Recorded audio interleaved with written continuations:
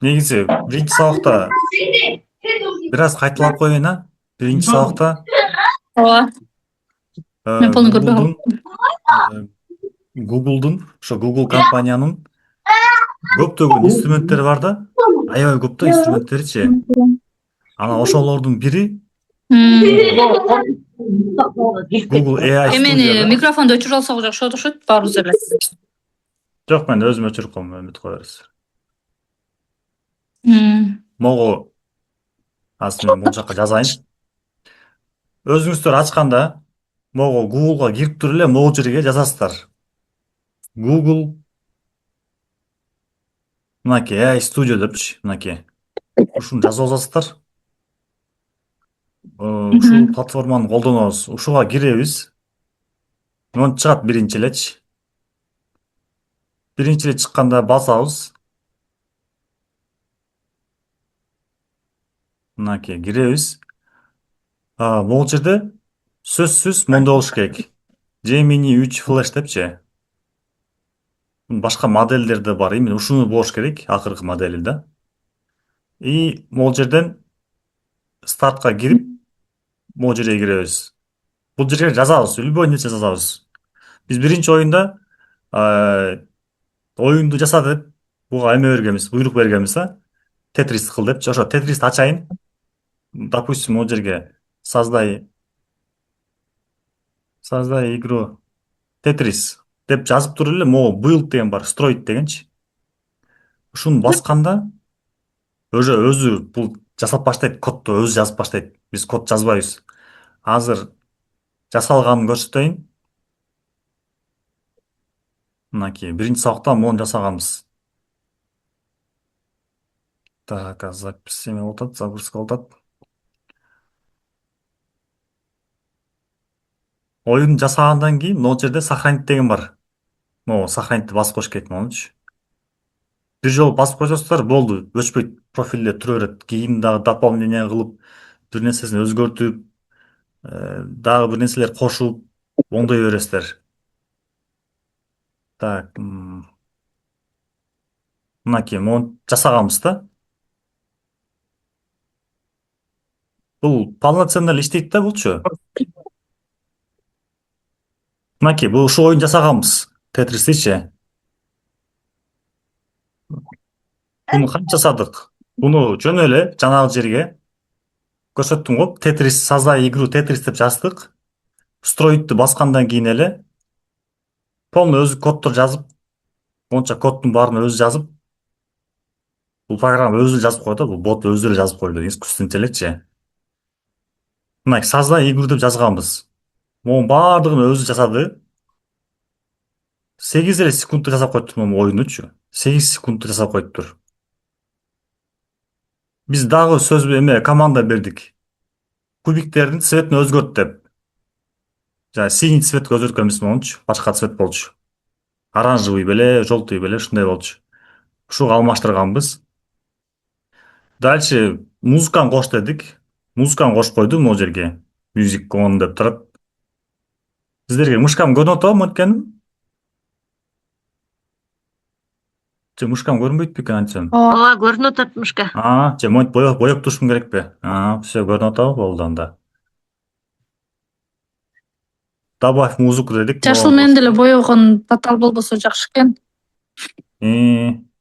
Хорошо. Азыр мен ушуну аракет кылып турамын да ушуну эметкенге. Так. Негизи ушул сабак эмне боюнча экенин мен жакшы түшүнбөй жатам да. Кандай дейсиз? Бул сабак эмне боюнча экенин түшүнбөй жатам дейм. Бул мындай да. Искусственный интеллекттин Платформа боюнча болсун.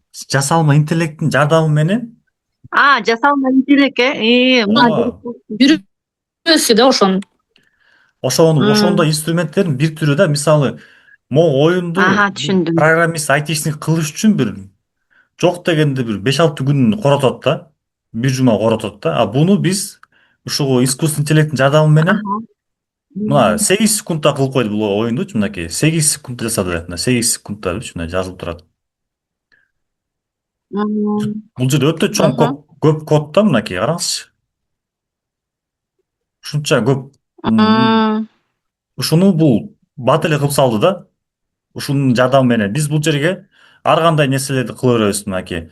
Жазган болчумун, поменяй размер игры депчи. Могу ширинасы чоңойт деген могу эки эмени расстояниясы чоңойт деген. Ой, кичинекей эле болчу, мындай эле болчу. м, Чоңойт берди. Бул жерге мгм. эмиртип жаз дедим, эмиртип жазып койду. Буга кыргызча эле жазса түшүнөт болчу. Англисче, орусча, кыргызча жаза бересиздер да. Азыр жазып көрөлү да. Могу А, мгм. текст эмир өзгөрт деп жазып көрөт элем, мындай эле өзгөрт. Кандай деп койсом, Бишкек деп коеюнчу, эмне дейт экен. Көрөлүчү мындай, ушундай кылып мындай. Мгм. Азыр көрөбүз эмне кылат экенин. Музыканы өчүрүп коеюнчу, музыка баштап дейт. Так, мынакей 14 секунд болду. 15 секунд. 20 секунд болду. Азыр бул кылып атат. Кодду көрсөк болот, канча жазып атканын караңыздарчы. Кандай ылдамдык менен кылып атат. Мындай адам кыла албайт да. Мындай адам Мгм. муну карап бул жерде эмне болуп атканын түшүнгүчө эле уже бул искусственный интеллект оюну кылып коет да.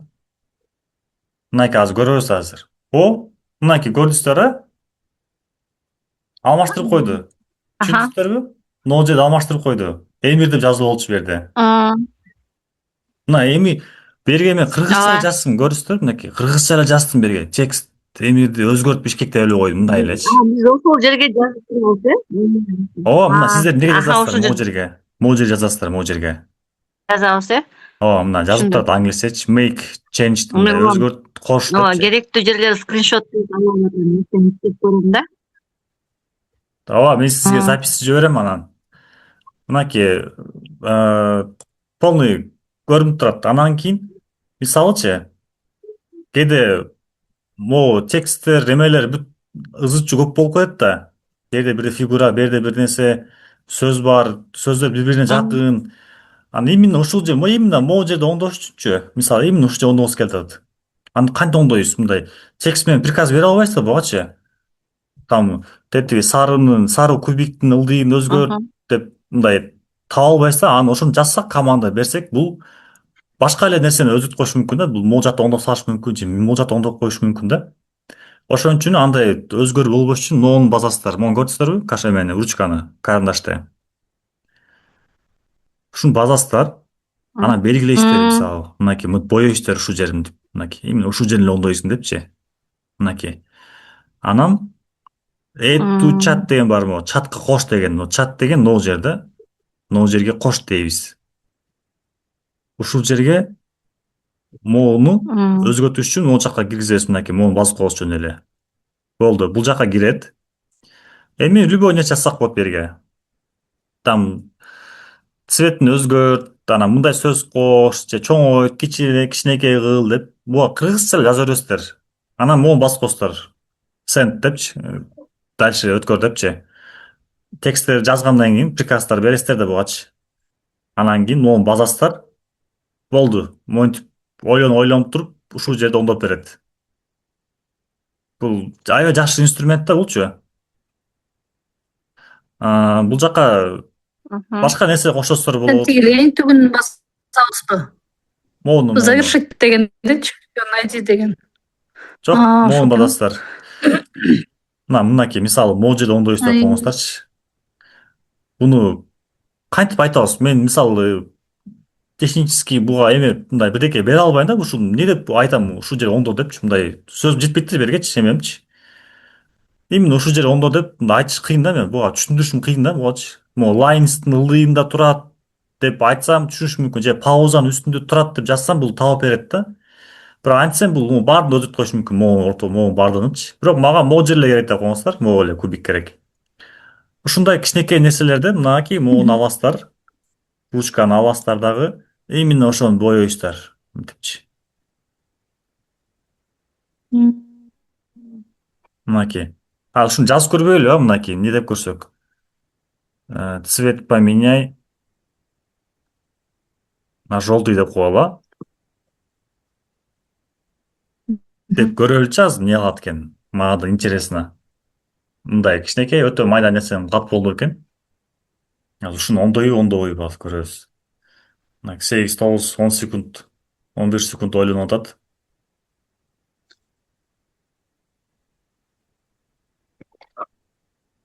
Так, азыр көрөбүз.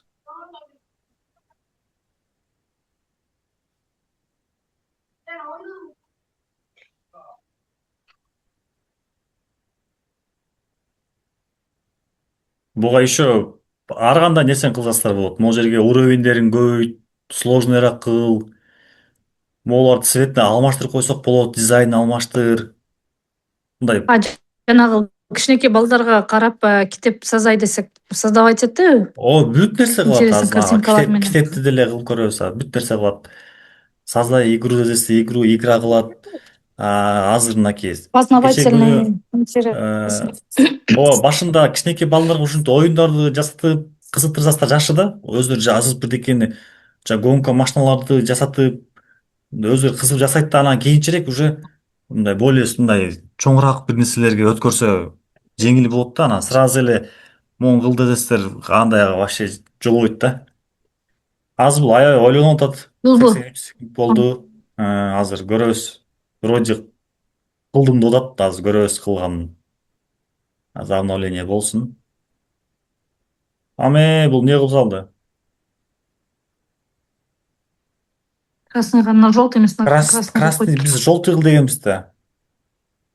Туурабы? Азыр жаза алчу Ал буга. нерв болуп кетти окшойт да. Почему ты сделал красным деп коюнбу? Же кинолордо бар го искусственный интеллект менен адамдар урушканчы ошондой болуп кетти окшойт. Жок, мынакей буну кадимкиде урушасыздар Кто болот круче да. деген.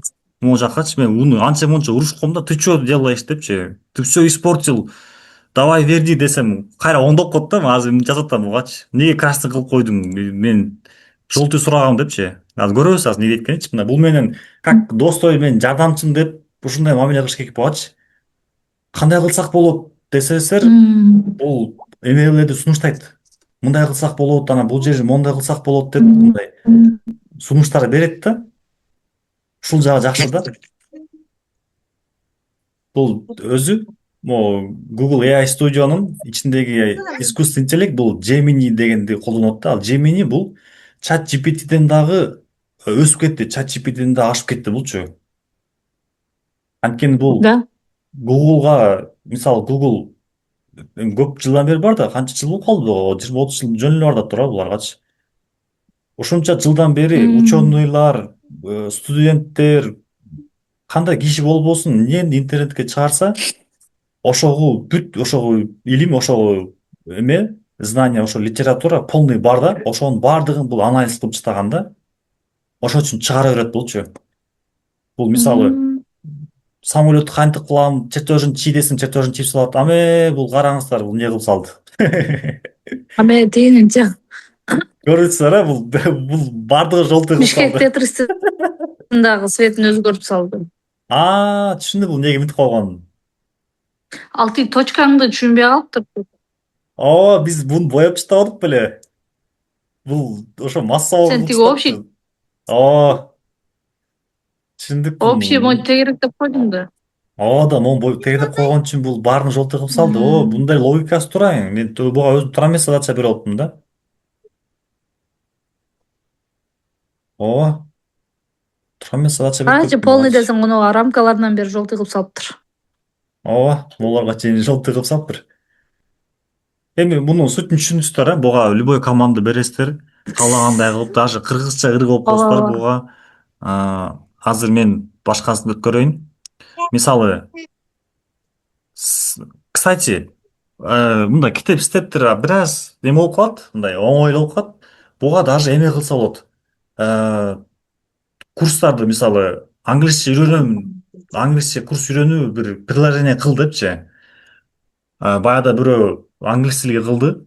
Анан эме траковый, трак айдаган кишилерге атайын эме жасады да. Ошо айдоочуларга ошо эмне жолдо кетип атып, эмне ошо тилден кайсы сөздөр маанилүү, кайсы сөздөр көп сүйлөнөт, ошол сөздөрдү киргизип обучение кылып коюптур да. Ошол сөздөр менен эле бот менен сүйлөшүп кете берет. Сен атың ким? Мынча канча бензин калды? Ошолор айтып коюп кайталап кете берет экен, короче. Иә, Кечегени кайталап кайталап атасыңбы же кандай? ооба, кече просто жеңем натыйжа эле көрбөй калган да азыр кичине кыскача эле Кечегени эме кылып кайталап атам. атасыңбы дейм. Ооба, кайталап атам. Миң эле ошо сизди да көрсүн деп атам муну. Мынакей Мейли. бул жерге создай Сага сайт канча деп. Жок, болду уже, мен уже кийинки сабакка өтөм, уже саат деле кеч болуп кетип атат. Просто мен сутун түшүнүңүздөр.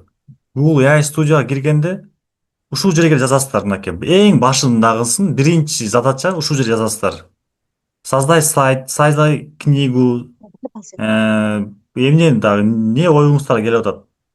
Бул жерге кыргызча эле жаза бересиздер, кыргызча эле. Болду. Анан могу жерге эле буйулту басасыздар. Буйулту баскандан кийин жана көрдүк го экран ачылып эме болду.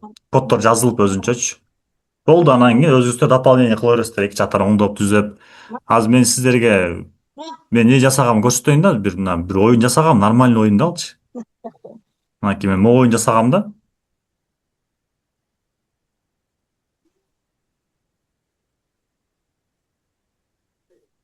Так, азыр.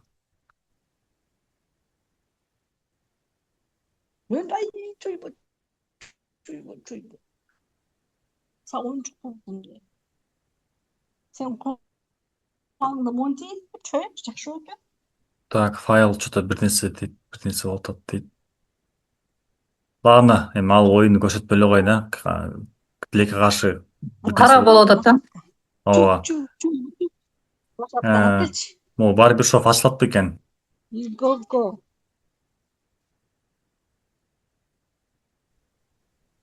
Бул жака бул кыргызча жазып атат, карасыздар.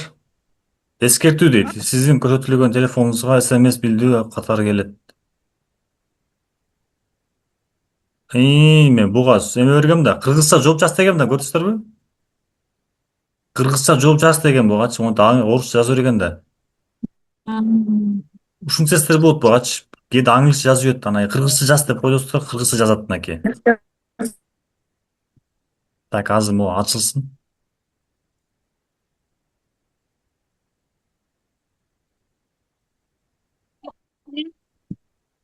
Мынакей. Могуну жасаганбыз кечечи. Кече могу сайт жасаганбыз. Барбер шоп. Мынакей.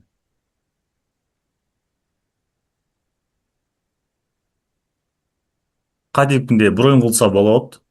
Сааттарын жазасыздар, мастерге жазыласыздар, номер жазасыздар, подтвердить басасыздар. Любой нерсе оңдотосуздар болот. Бул жерге келип жаза бересиздер. Кстати, могуну үйрөтүп коеюн.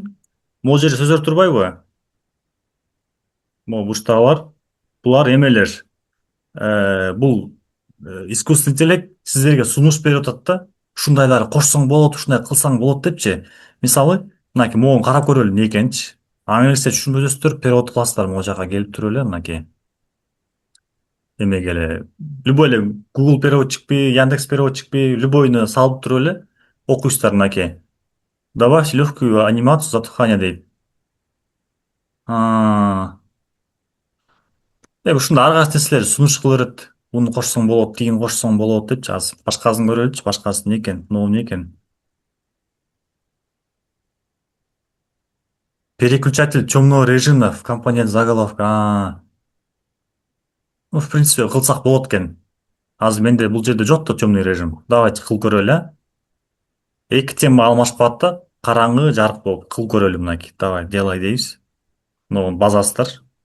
Бир жолу баскандан кийин болду, азыр өзү эле ойлонуп, өзү эле коддорун жазып кылат азыр мынакей.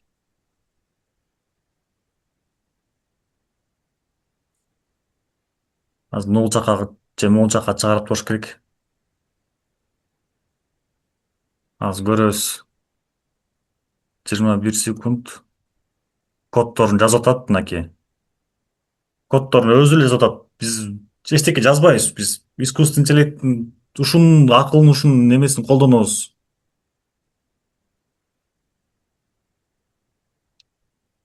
Азыркы сиздер ушун көрүп ушинтип буга код жаздырып аткан термин бул vibe coding деп коет. Бул жаңы тренд, жаңы кесип болуп чыгып атат да, могу 26-жылычы vibe coding. Мындай айтканда маанайда эс алуу менен код жазуу, мындай ушундай да, эс алуу менен мындай. Азыр мен сонун маанайда кайфовать этип ушинтип эле тиги башкарып коюп эле код жаздырып атпаймынбы? Ошол да бул түшүнүгүчү. Азыр баягы 5 айлап, жылдап IT курстар окуп кереги жок мынакей. IT курс окуган жоксуздарбы? Вот сүйүнүңүздөр, ушул акча короткон жоксуздар, убакыт короткон жоксуздар. Сону мынакей. Коддорду баарын жазып салдым мынакей. Муну жазыш үчүн канча жума кыйналмакпыз туурабы? Мынакей көрөбүз азыр. Бул эмне кылып койду? Бул негизи азыр задача темный режим кириш керек болчу, эки. Жарык анан караңгы кылыпчы. Азыр көрөбүз ошондон киргизтүүбү. Обновление болуп атат.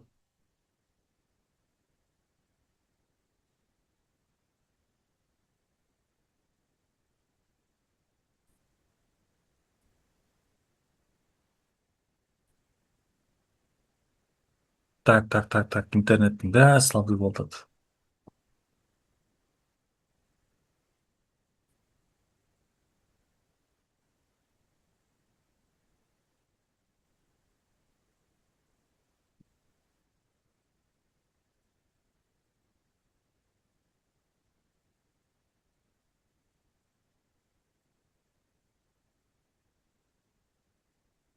Так. Эртерээк болбойбуз.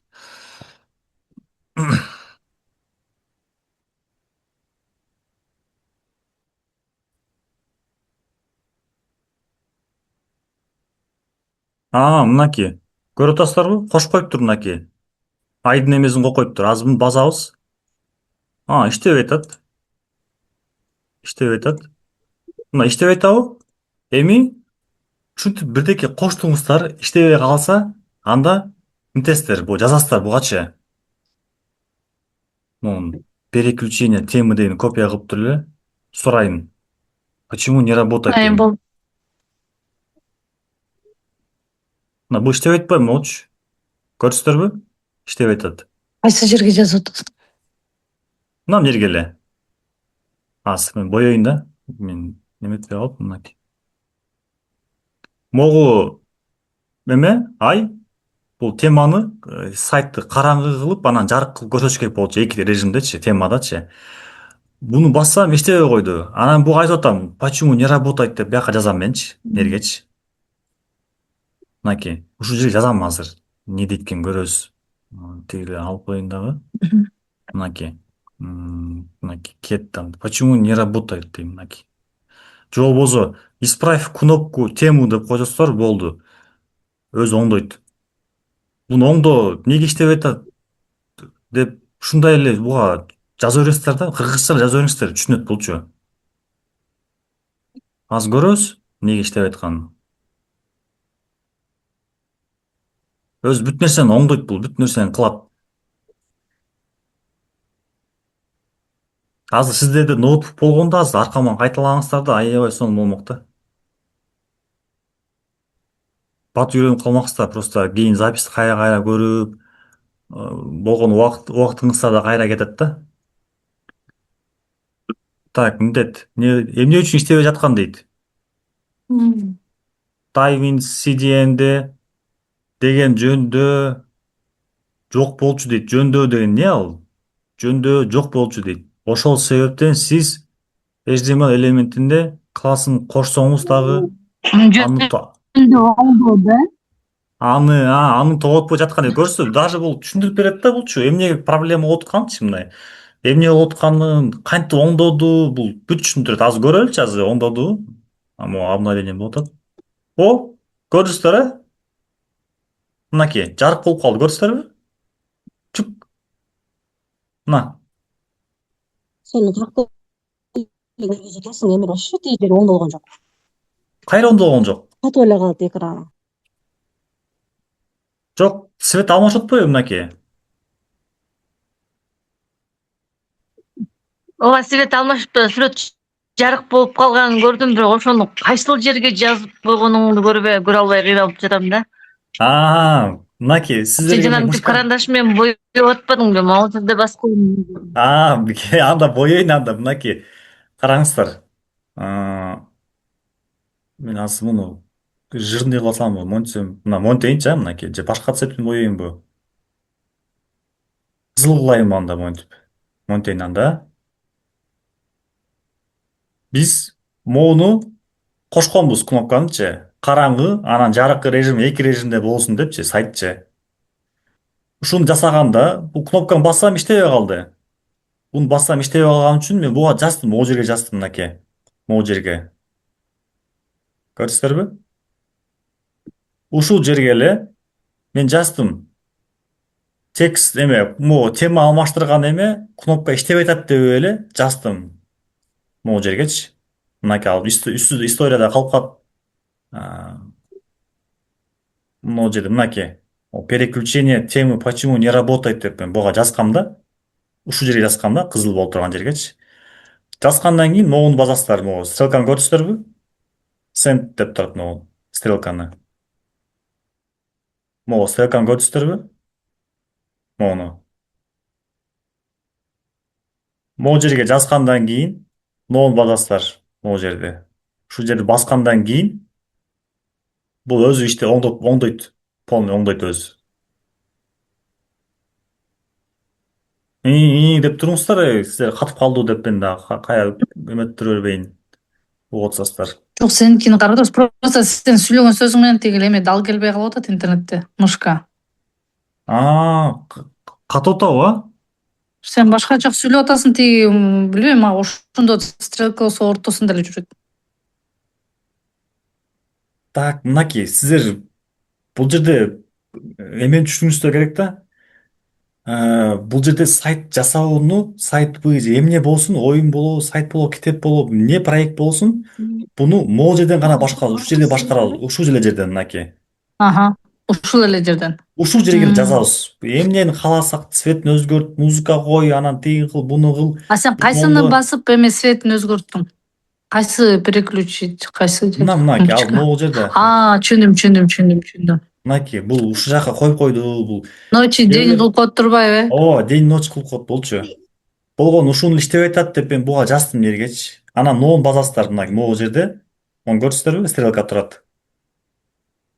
Могу стрелканы ошо тексттерди, приказдар жазгандан кийин ушуну басып коесуздар, болду уже өзү коддор жазып өзү эле оңдойт самостоятельно. Түшүндүңүздөрбү? Анан биздики бул иштеп калды. Мынакей, день ночь болуп калды. Көрдүңүздөрбү? Кээде контакттын басканда көрдүңүздөрбү? Контактка түшүрүп атат мынтип. Көрүнүп атабы сиздерге? Мынакей. Контакты могул жерде. Чукулап жүрөм. Мына контактты басканда контактка түшүрүп атат. Кээде ушуну иштебей калат да, бирдекени бассаңыздарчы, ошону жазасыздар жөн элечи бергечи. Контакт бассам иштебей атат, же болбосо услуганы бассам иштебей атат деп жазсаңыздар, өзү эле оңдоп коет бунучу. Түшүндүңүздөрбү? Все, давайте мындай кылалы азыр. Экинчи эме көтөрөлү, экинчи сабактын эмесине. Бул өзү биринчи сабак болчу, биринчи сабактын эле эмеси болчу. Кайталоо көпкө созулуп кетти да. Буну сактайсыздар могул жердеги сайтты бирдеке жасап бүткөндөн кийин обязательно могуну сакташ керек. Могул жерде эме бар. Могу эме бар. Ушуну бассаңыздар, сохранить болот. Сохранить болот дагы. И буну сайт жабып койгондон кийин деле кийин кирсеңиздер деле бул саталып тура берет да, ачып, оңдоп, түзөй бересиздер. Анан кийин бул жерде эме деген бар. Проектти көчүрүңүздөр болот, кодтунчу. Компьютерге сатап койсоңуздар болот, ноун басыпчы. Download app деп турат го. Мынакей application деген да. Анан кийин мындай кылсаңыздар болот. Допустим, сайттарда кылып атасыздар да. Анан кийин могу кнопка кереги жок деп коюңуздар. День ночь кылганчы. День ночь кылган кнопка кереги жок мага десеңиздер, анда могуну көрдүңүздөрбү? Open version history бул версиялардын мындай айтканда тарыхы да, бул өзгөртүүлөрдүн тарыхы да бу жердечи. Ушуну базып туруп буга чейинки измененияга өтүп кетсек болот. Могу баарын биз өзгөрттүк да. Мынакей 6 минут мурун почему кнопка не работает деп көрсөтөр, мынакей переключение деп жазылып турат. Ушинтип мынакей любойдон жазып кетсек болот. Ага. Ушу жерден эле жазып кетебиз. Анан кийин буну кылып аткандан кийин кичине эмени карап коюш керек. Могу көрүсүздарбы могу кнопканы? Компьютер менен телефон турат. Бул не деген кнопка? Буну басканда адам, мисалы телефон менен ачкан адамдар бар да, телефон менен ачса бул сайт кандай көрүнөт телефондо, телефонду ачкандарга көрсөтөр, телефондо ушинтип көрүнөт экен. Бир нерсеси жакпай калса оңдоп коесуздар. Мынакей планшетке бар экен. Планшеттен мындай в принципе сонун эле көрүнөт экен. Бул полный режим компьютердики мынакей. Көрүсүздөрбү? Ушинтип текшерип коесуздар болот мынакей, жөн эле сразу эле бүт даяр муну да тест кылып кереги жок мынакей. Жөн эле тиги эле карап коесуздар могуну эле басып коесуздар. Анча мынча бул жерден бирдекелер жазып, цветин өзгөрт, музыка кой дегенден кийин вроде бул жактарын бүт аткарды, мунун жашылдары чыгып калат да мынтипчи. Жашыл кнопкалар чыгып калгандан кийин, значит бул баарын аткарды да. Эгерде кызыл чыгып калса бирөөсүндө, анда могу жерде restore деген бар. Кайра басып коесуздар, кайра баштан кылып салат да, оңдойт да. Болду, бул жерде лишний эме жок мынакей. 5-6 эле кнопканы колдонобуз, 5-6 эле немени эле кайра эле басып кой беребиз. Короче, мындай вообще мындай лишний эчтеке жок. Түшүндүңүздөр, буну поделиться кылсак болот мынакей. Азыр мен моуну сиздерге жиберип койсом болот. Моуну share'ди басып, могу ссылканы бассам, моуну азыр share'ди бассам, моуну publish'ты обязательно базышта керек. Моуну сөзсүз ушуну эме кылыш керек, моуну басышта керек. Мынтип туруп, анан копияны басасыздар. Копияны баскандан кийин өзү көчүрүп коет да мынтипчи. Көчүрүп коет мынакей копия болду депчи. Анан любой адамга жибере бересиздер. Мынакей моуну кылдым көр. Бирөөгө реклама кылсасыздар, мынакей моундай кылдым. Ал телефондон ачып көрө берет. Бекер вообще эме жок. Лишний эме жок. Бекер эле карап кирип эметө берет да. Түшүндүңүздөр, Анан бул жерде GitHub деген бар. Мен өзү мындай кылайын дегем да, сиздердин баардыгыңыздардын ноутбук болсо, мен аркаман ээрчип, сиздер дагы ушундай бирдеме кылмаксыздар да, кылгандан кийин буну облакка сактабакпыз. Эгер звугун өчүрүп коеюнчу. Бунун баардыгын могу GitHub деген бар, могу жерде көрдүңүздөрбү? GitHub деп турат. Ушул жака сактамакпыз да. GitHub'ка могу жерге GitHub деген не ал? GitHub деген могу да. Могу сайт. GitHub деген ушундай болот сайтычы. GitHub неге керек? GitHub'ты айтишниктер коддорун сактайт, жасаган коддорунчу. Биз дагы могу барбершоп жасадык да. Могу барбершопубузду, могу проектибизди, ушунун коддорун ошо GitHub'ка сактап койсок болот, могу GitHub'качы. Бул неге керек? Мисалы, сиздер эртең Кыргызстандан кылдыңыздар, кодду ушул жака киргизип коесуздар. Бул кодду мен дагы көрүп, мен дагы бирдекелер кошумчалап, же бирдеке оңдоп түзөй берем да. Же Америкадан болсо кирип ала берет. Безопасный да, буну эч ким урдап кетпейт. Мындай защитный эме да булчу. Ушул жак бул сервер да, ушул жактан сата алат да. И бул жакка эмнеге сатпайбыз? Сатып эле койсок болот да. Эмнеге сатпайбыз? Себеби бул жактан биз кодду, ушул проекттин кодун копия кылып, башка сайт жасаган платформага кирип туруп, жөн эле мынакей, мисалы, мен эмемди ачайын азыр, мынакей, мисалы, SomRate P2P'ни ачайын дагы. азыр загрузка болуп атат. Могу ссылкасын эле ачкандан кийин азыр ссылкасын эле могу жердеги эле мына моундай болот да булчу. Биздин могу файлдар, могу жердеги файлдарда могу коддогу могу файлдарда мынакей. Могу коддогу могу файлдар каякта турат? Могу жака көчүп келди да. Могу жергечи. Могулар тиги жактагы коддор да. Ушуну сакталат дагы сиздер могуну ссылканы копия кыласыздар. Көрдүңүздөрбү? Могу жердеги мынакей могуну ушул ссылканы копия кыласыздар. Копия кылып туруп эле мен сиздерге азыр экинчи платформаны ачайын. Дальше ошол жактан иштейбиз. Болду уже. Бул Google AI Studio'да биздин ишибиз бүттү пока. Lovable'га киребиз. Lovable'га киребиз. Lovable'дун сиздерге ссылкасын Telegramга киргизип койдум. Telegramга азыр мен дагы бир жолу кайталап ыргытып коеюн мынакей. Үчүнчү жолу ыргытып атам. Ушуга кирсеңиздер сиздерге күн сайын 5 кредит берет. Бекер. Плюс ушул ссылка менен киргениңиздер үчүн 10 кредит берет. Бул кредит деген бул типа баланс да, единица да. Ушул сайт жасаганыңыздар үчүн единица алат. Бул могу платформачы. Единица алат. Бул эмнеге үчүн бул акча алат?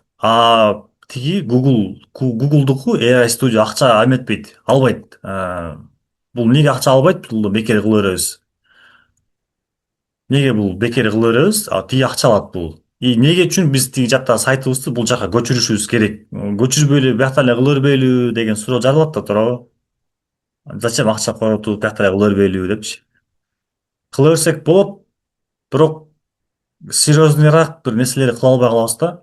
Мисалы, бул искусственный интеллект, бул интернеттен таап эле адамдар коюп койду. Бирок өзүбүздүн сүрөтүбүздү кое албайбыз бул жергечи. Өзүбүздүн сүрөтүбүздүчү, өзүбүздүкү мындай, өзүбүз каалаган сүрөттү кое албайбыз. Анан кийин фишкасы. Мисалы, могу бул жака жаздык, мисалы, эмир деп, өзүмдүн номерин жаздым. 220 там жаздым. Мужская стрижка, могу мастер, могу числого. Бул күнгө деп жазылдым деп коесуздар, мынакей сааттар жаздым. Подтвердить запись деп коңуздар, мынакей жазылдым. Мынакей визит забронирован дейт, мынакей. Кетти. Мындай айтканда кетти, еще болду, билбейбиз бул эмне болду, дальше каяка кетти, кимге кетти бул? Макул, броюн кылдык. Дедим, броюн кылдык деп жазылып атат. Но кимге кетти бул? Мен телефонума кеттиби? Бул сайттын ээсине кеттиби же бул салонго, барбершоптун ээсине кеттиби, админге кеттиби, каяка кетти? Короче, белгисиз. Бул кыла албайт дальшечи. Аны байлай албайт да. Телефонго келе турган кылып, WhatsAppка келе турган кылып, ошондой кыла албайт. Аны Lovable кылат. Ушул сайт кылат. Почтага, мисалы, почта жазсак, мисалы, могу почтага бирдеке жазсак, могу жерден кетпейт бул. Почта кетпейт. Аны кыла албайт. Аны бул кылат. Могу сайт кылат. Дагы эмне кылат? Бул жөн гана фронтенд. Фронтенд деген бул биз көрүп аткан лицевой части да, сайттын кооздугу, кнопкалар, ушулар эле да. Бирок ушулардын иштешин аларга бэкенд керек. Мындай айтканда, мээси керек, ичиндеги механизм керек. Ал механизмди бул Google AI Studio кыла албайт. Аны кайсы менен кылабыз? Lovable менен кылабыз. Lovable бул акча турат, акчага кыла эметебиз. Мисалы, азыр мен сиздердин көзүңүздөрчө сатып алам, эмени, кредитти. 100 кредит берет, 2,5 миң сомбу, ушундай да, примерно 2 миң сомбу 100 кредит берет. Так, соединение. Сиздер угуп атасыздар да, туурабы? Же укпай атасыздарбы? Кичине эметип коюңуздар. Угуп атат мен. Все, анда сон. Жана кредит берип атасың, кийин бизге единица берет, анан бизди карыз кылып койбойбу? Жок, ал бирде карыз болуп кетиши вообще андай жок да. Бул жердечи күн сайын эстеп алыңыздар, күн сайын 5 штуктан бекер берет. Күнүнө 5 бир суткасына 5 штук бекер берет. Ошондо 5 Беш нерсе кредит. жасаганга болот, Жок, 5 жок. нерсе жасаганга болот. Бул эмеден зависит. Аябай сложный бир нерсе болсо 3 кредит алып коюш мүмкүн. Анан мындай эле жеңил бир нерсе болсо да 3 0,1, кредит, бир кредит 0,2, канча сом? 0,5. 100 кредит эме да, 100 кредит $20 ушундай аз мен сиздердин көзүңүздөрчү алам. Санайбыз канча акча болот экенчи. Примерно 2,5-2400 сом болот да 100 кредит. Ал 100 кредитке көп нерсе кылып койсо болот да, аябай көп нерсе кылып койсо болот. Мен жанагы эмеми көрүсүздөр беле? Аз мен сразу эле ачып көрсөтүп коеюнчу. Кстати. Мен сиздерге көрсөтө эле коеюн азыр мен канчага кылганымдычы. Свои проекты. Так, азыр.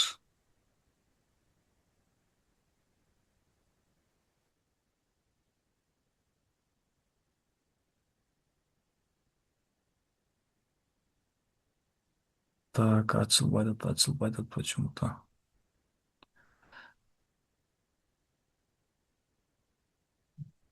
Мен эмем бар эле го, электронный резюмем, современный резюмемчи.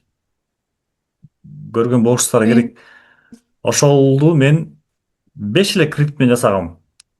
Азыр мен неме кылайын, өтпөй атпайбы могу жака.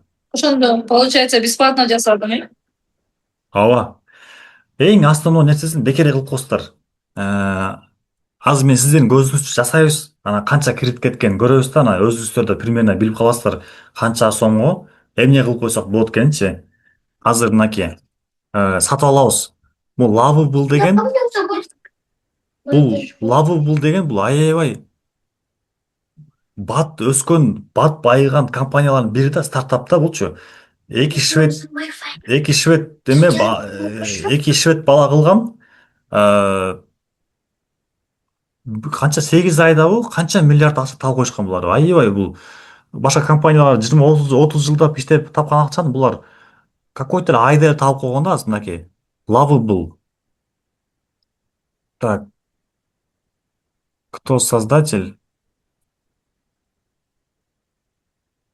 и автор? Мындай эле көрөлү. Мынакей 34 жаштагы могу эки адам, эки бала кылган. Lovable'дычы. Караңыздар, 8 айда дейт.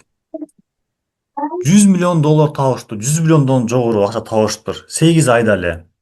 Ушул Lovable жасапчы. Буну азыр канча миллиард болчу азыр бул эски 25-жылкы, тем более 30-июль 2025-жылкы материал да. Буладыкы азыр канча 6 миллиардбы же 8 миллиард? Булду анан эме вайп кодингди ушул бала создать эткенби аккаунттан? Жок. Бул вайп кодинг деген бул как профессия булчу. Бул профессия, жаңы термин бул.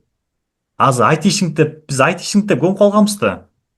Айтишник деген бул уже устаревший да, бул эскирип калган, мындай айтканда эме да бул. Телефонда кыр деген телефон бар го, ошо телефонда бул типа азыркы вайп кодинг бул iPhone да, короче. Түшүнөсүздарбы разницасын? Өзү кылат көп нерсени, биз жөн эле башкарабыз. Мындай кыл, даже азыр биз жазып атпайбызбы? Жазып мындай кыл, тигине кыл депчи. А жерде кнопкасы бар, мен сиздерге ошону көрсөтпөй калыптым. Голос запись айтасыздар болот, басып туруп, тигин кылып койчу депчи, мындай. Ошондо кылат да. Так, азыр ушул эки адам Lovable'дын ээлери да ушулар кылган да. 2025-жылы ачылган. Өзү вайп кодинг бул полякпы, ушундай да бул эме деген. Атын да унутуп калышым керек экен да. Карпаче деген эме. Ошо адам OpenAI-да иштеген. OpenAI деген бул ChatGPT'нин эмеси, билесиздер, ChatGPT аябай элдин баары ошону колдонот, элдин баары эме кылат. Ошол жасаган OpenAI деген компаниянын негиздөөчүлөрүнүн бири, ошолордун генеральный директору ушундай болгон да. Ошол киши бул эмени ойлоп тапкан. Андрей Карпачев эле. Андрей Карпат экен, мынакей. Мынакей ушул адам 39 жашта экен. Ушул адам ушул эмени термин ойлоп тапкан. Vibe coding дегендичи. 2 февраль 25-жыл, мынакей ровно 1 жыл мурун ушуну твитке жазган. Жаңы эме типа ойлоп таптым, кандай сонун код жазбай эле кодду искусственный интеллекттин жардамы менен ошого жаздыртып проекттер кылган кандай сонун деп ушинтип твитке жазгандан кийин элдин баардыгы vibe coding деп ошентип бул жаңы эме конуп кеткен да, жаңы профессия пайда болуп калды да. Азыркы тренд ушул болуп атат. Vibe coding азыр искусственный интеллекттин эле жардамы менен сүрөттү эметип живой кылдырып коюп, видео кылып коюп, ушунун жардамы менен акча табып, мисалы Wildberries'те жана карточкаларды ушулар аркылуу эле кылып калды да. Коздоп, создоп. Все, азыр ушул. Ооба, бүт азыр сиздер эмнени көрүп атасыздар? Аябай коздоп, адам учуп кетип, анан тигинтип кетип, бир кичинекей кыздын сүрөтүн киргизип койсо, бийлеп сийлеп эле бир нерсе болуп атпайбы? Ошонун баардыгын ушул аркылуу кылат да.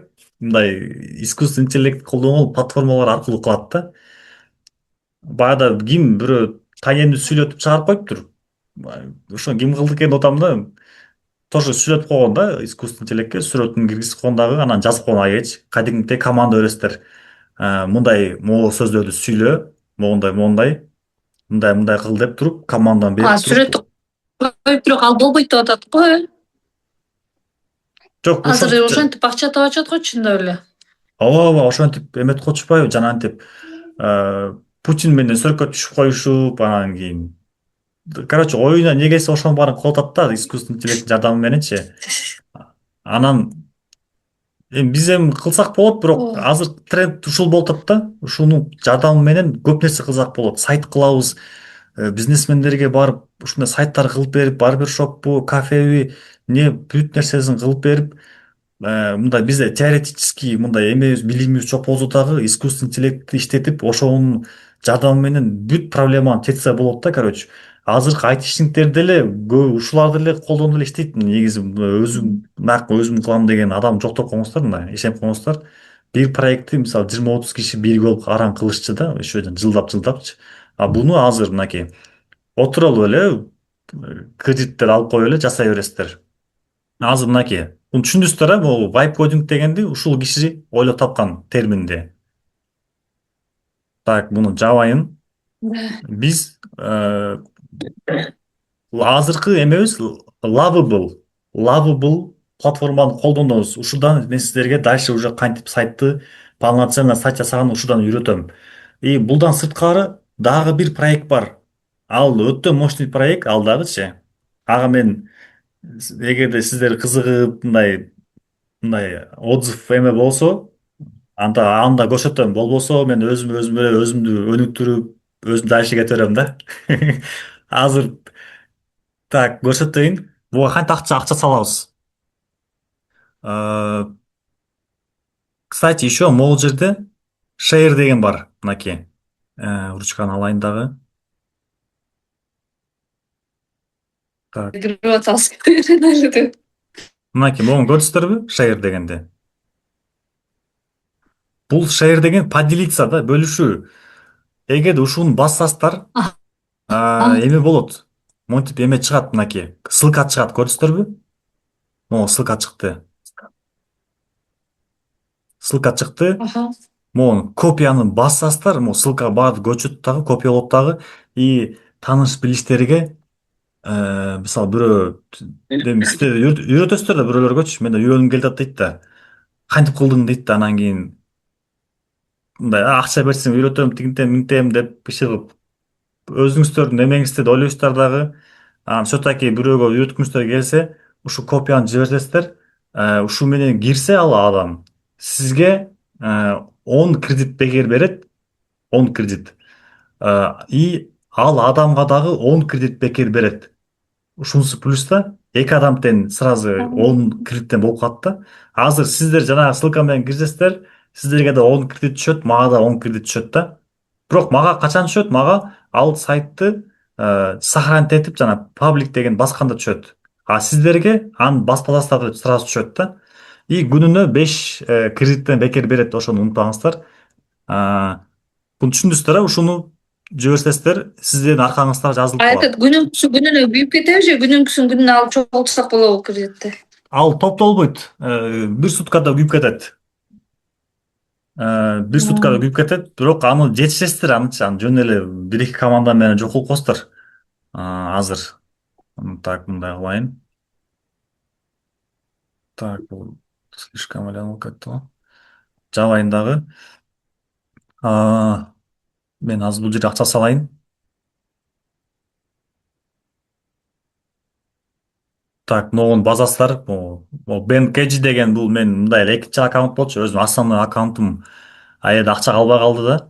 Анан мен кайра акча салгым келген жок да. Анткени айдын 17-си меники эмем тарифим жаңыланат да. Айдын 17-си, февраль 17-си тарифим жаңыланат, мага кайра кредит түшөт, жаңы кредит түшөт. Анткени мен айына $50 төлөйм. Мага аябай көп кредит керек да, анткени аябай чоң проекттерди иштеп атам. Мага керек, бирок сиздерге ал анча аме кереги жок да. Мындай 20 ошо $25 жетет деп ойлойм да сиздергечи. Могуну BenKG дегенди мынакей ушул жерде өзүңүздөр атыңыздар чыгып калат да. Могу жердечи. Ушуну базасыздар. Анан кийин мондай чыгат. Апдейт, обновить же болбосо да улучшить дегендер. Мынакей могуларды көрдүңүздөрбү? Кредиттер ушул жерге көрүнүп калат да, кредитиңиздер болсо ушул жерде саналып чыгып калат, мынча кредит бар депчи. Калды силерге дагы. Угулбай калдыбы? Мага көрүнүп угулуп атат. Кайсы жери угулбай калды, мен кайталап коеюн анда. Мен өтө көп деле кеткен жокмун. Жок, улантай берем. Мен туруп катып калдып же менин интернетим катып атабы же сеники катып жок болуп кетип атабы билбейм. Жок, эмир өзү секунду катып эметип атат ошо. Бираз секунда. Бираз катып калат да, бирок видео сохранять этип атат, запись болуп атат да. Если что, записти көрөсүздөр. Так, Google запись көрбөсөк болбойт. Мен эртең телефон менен аракет кылып көрөйүн. сайт ооба. Деме Google AI студияны Lovable'га кантип подключение кылган анда көрсөтөм. Ошон үчүн сиздер мени кайталаганда жакшы болмок да. Сразу көрмөксүздөр. Мен аны көрсөтүп берем, ал эме эмес. Ал оңой эле. Просто меники даярды уже подключение болгон, ошон үчүн мен азыр мындай аттап кеттим да. Ал этапка сиздер келгенде мен көрсөтүп берем анычы. Так, азыр мен ону түшүндүңүздөр, бул жерде мынакей. Могуну базасыздар, стрелканы. Могу апдейт деген базасыздар, апгрейд деген, обновить, улучшить. Мынакей ушуну бассаңыздар чыгат монтипчи. Так, азыр кнопкамды алайын. Так, азыр. Айтат болгондо. Какую маленькую яйцо тебя.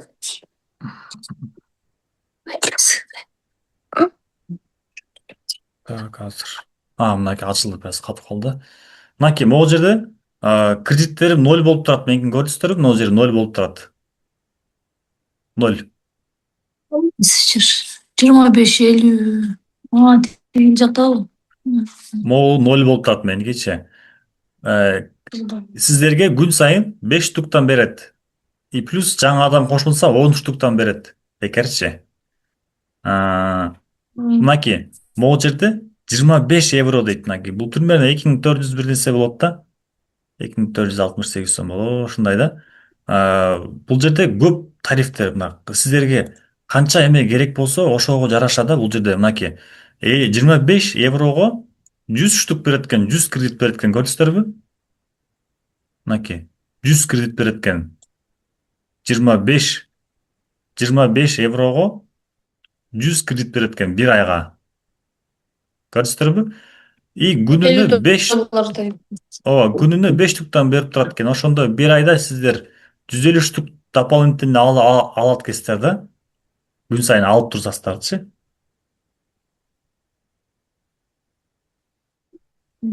Так, анан могу функция ачылат экен, могу функциялар. То есть домен ала аласыздар, публикация кыла аласыздар, бир адамды кошуп койсоңуздар болот. Мисалы, бир проектти даже мынакей үчөөбүз, төртөөбүз биригип бир проект кылсак болот. Ушундай жолдор ачылат да. Проектти өчүрүп койсо болот, мындай көп нерсе кылса болот да, эмелер, жолдор ачылат. Мынакей. Азыр мен могуну алам, азыр $25 алам. $25 кантип алам мынакей. Мындай да бар, мынакей 10.000 кредит да бар. 4.000, 3.000 мынакей. Мага 100 эле керек. Эң арзаны. Мынакей. Кээде скидка болуп калат. Сайттарын издеш керек да. Мына апгрейдти бастым. Апгрейдти басабыз. Азыр. Мындай бир аз болуп атат. Апгрейдти баскандан кийин Stripe деген системага барат. Stripe деген система бул платежный система бул. Акча төлөөнүн немесин бир жолу да, бул кошелек да. Европейский система. Азыр мен ол жерге акчаларды немени жазайын, азыр мен карточкамдычы. Карточканы кантип жазабыз? Бул жерге виза керек. Бирок карточкаң сакталып калбайт кийин өчүрүп койсоң болобу? Карточкаң байланып калбайбы навсегда? Мынакей сахан этип койсоңуздар болот, мынтипчи. Кааласаңыздар алып койсуңуздар.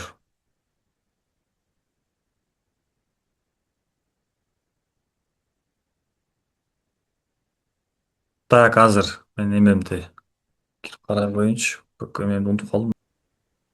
Сиздерге эле көрүнөт. 41 69 58 53 59 08 27 07. Так, бuyogу канча экен? 27. Так, азыр мен минтип турайын, сиздерге көрүнбөй атабы мен коддорду. Бул жерде акча төлөөрдүн алдында ушинтип сиздерге көрсөтпөйт экен ал жеринчи. Азыр акчаны төлөп коеюн. Жакшы, эме эмелерин.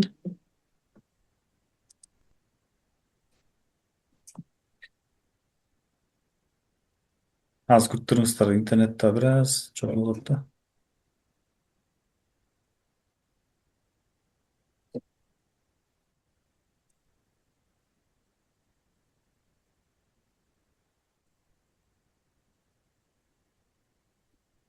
Буга идея табыш керек экен, жаш балдарга эме кыла турган эмне бар экен? Жана жасап туруп Инстаграмга чыгарсак болобу, бирдекелерди? Ооба, конечно, болот да. Полезный. Видеолор кылсаңыздар болот.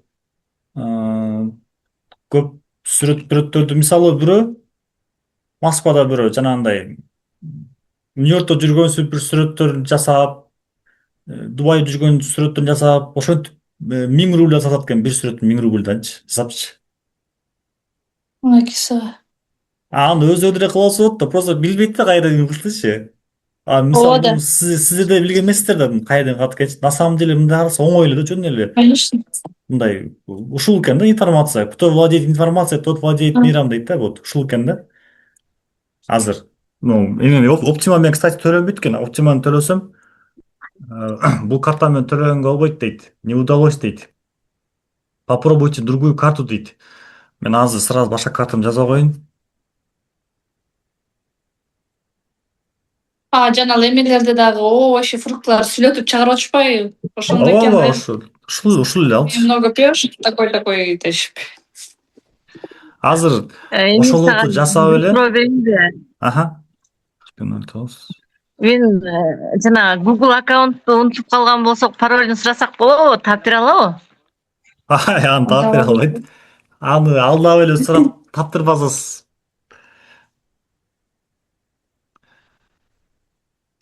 Ал, кстати, жардам берет, бирокчу. Мен сизге азыр ошол эмени көрсөтөм, азыр кай жерден сурайт экениңиздичи. Ал кадимде жардам берет. Мындай эстетип, аракет кылат да. Телефонун унутуп калыптыр да, анан прошивка кылгандан кийин ошол телефон иштебей турат да азырча. Юзере.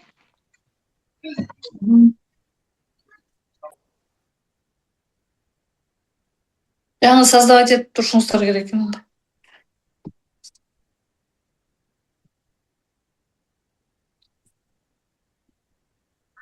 Так, азыр мынакей төлөдүм, эми төлөдүм.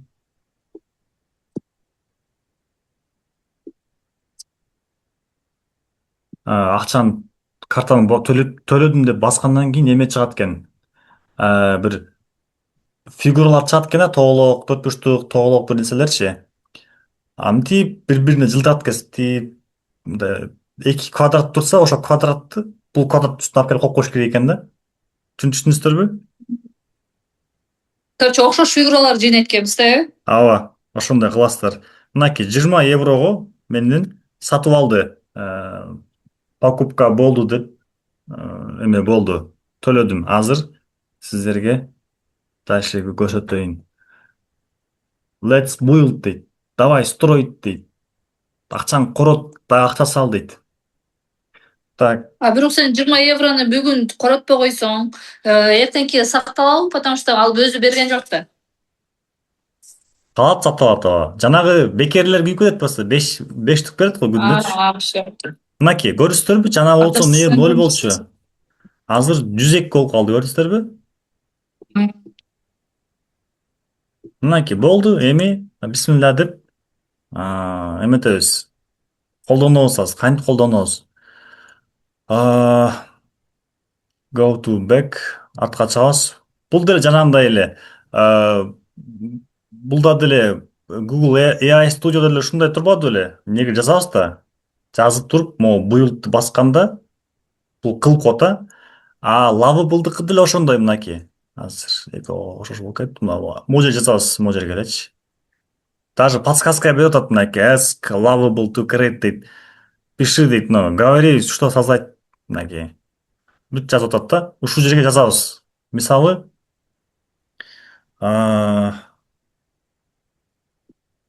эмне жазсак?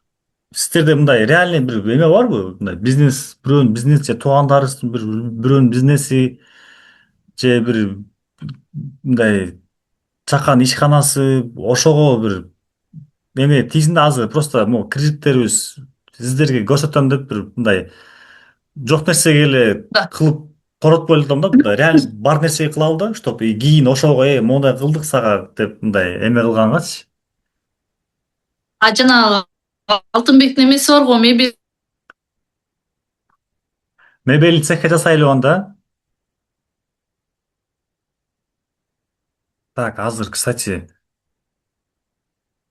анареже ал неге эметти экен? Анареже эметип көрүш керек экен, анареже деле иштечү беле ошентип, же антпейби? Анареже Токтогулда ооба. Токтогулда да ооба, филиал Анарежеде. Иштейт болуш керек, э? До сих пор эле. Так, азыр. Окей, анареже киргенде жакшы болмок болчу экен, просто сурабакпыз да. Эмнелер жазыш керек? Эмнелер колдонуш Тууган керек? уруктун арасында деген бизнес кылгандар билбейм, эсиме ошолор келди, башка жок экен. Оозуна урап кетти тиги. Калайын дегем да. Икон аке алып келген кымыз. Иә.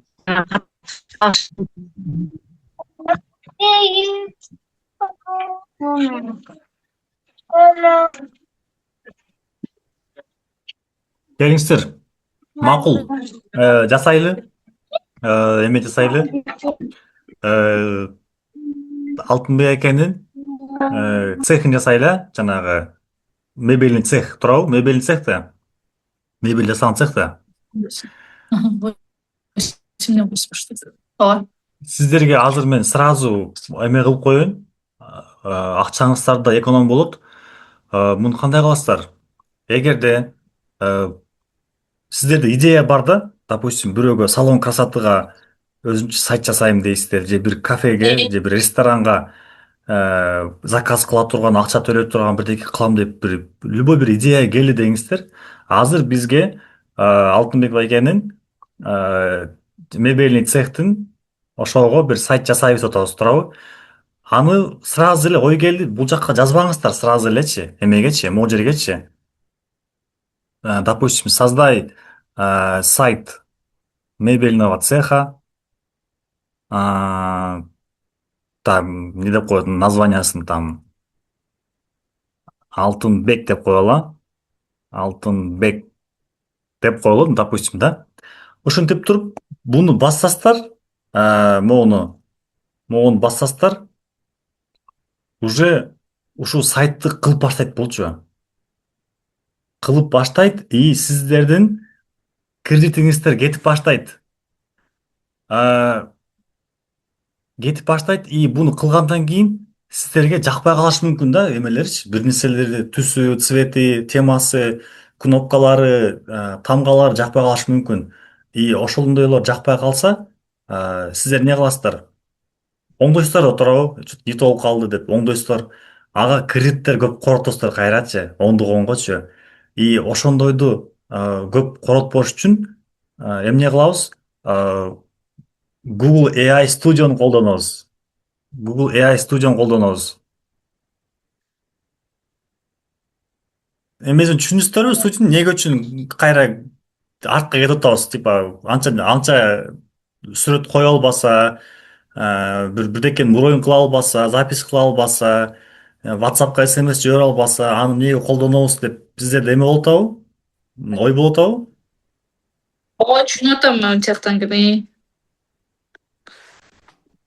Ушуну кандай деп ойлойсуздар? Эмнеге Микрофонду азыр колдоnuш керекпиз азыр аны? Эмнеге биз азыр могуну быйыл Google AI Studio'ну эмнеге азыр колдонуш керекпиз? Тиги цехты кылыш үчүн. Потому что эконом да. Бул бесплатно экен. Улам идеяларды бере алат экенбиз. Ти берсең эле болду, акчаң өлдү экен да. Тура. Значит, мен угуп атыптыр анда. Не зря 2 сааттан бери сүйлөп турмун. Мынакей, Google AI Studio бул бекер. Биз бул жерде буну биз анча мынча функциялар кыла албаса деле, биз буну фронтендин, биз көргөн бетин бекер кылабыз. Жасайбыз, эки жагын оңдойбуз. Более-менее ушундай вариант болот дегенден кийин буну кодун GitHub'га көчүрөбүз, сактайбыз и ал жактан алып кайра Lovable'га коебуз. Анан жасайбыз. Дальше доработка кылабыз. Түшүндүңүздөрбү? Буну өзүң колго жасаганда үйрөнөт экенсиң. Азыр айтканда понятно болду, бирок азыр жасаганда мандырыш болобуз го. Жок, алда деле оңойлот. Азыр мен сиздерге көрсөтөм. Буну өзүбүз код жазбайбыз. Жанагынтип болгону туура эме бериш керек. Туура направление, туура сөздөрдү туура жазыш керек. Буга приказ туура бериш керек. Ушугу vibe codingдин аркасынан эле жаңы профессиялар ачылып кетти да. Бул vibe coding, бул мындай айтканда айтишники нового поколения да, жаңы эмелер чыкты да. Айтишниктер уже динозавр болуп калышты, уже алар эски адамдар, уже алар Жигули болуп калды. Азыр биз мындай айтканда BMW-да жүрөбүз да, мындай. Ушуну салыштырып, мындай айырмасын билиңиздер да. Еще азыр биз запростор берип атпайбызбы? Создай сайт, измени кнопку, мындай депчи. Ушинтип жазган кишилердин дагы профессиясы бар. Промпт инженер деп коет, промпт инженер депчи. Алар только ушу сөздөр жазат, промпт инженерлерчи. Создай, сначала вот так, сначала буну кыл, анан жанагы фотолорду деле киргизип, чуркатып, анан билетип котпойбу? Ошол деле эме да, сүрөттү коет дагы, не менять черты, лицолор ошондой болсун, чачы мындай болсун, кийими мондай түстө болсун, мондай болсун, бул жакка чуркасын, анан мондай кылып сүйлөсүн деп ушинтип кайдымгыдай текст менен жазасыздар. Текст менен жазып туруп, анан кийин жанагынтип строй дейсиздер дагы. Болду, ойлонуп туруп жасап берет.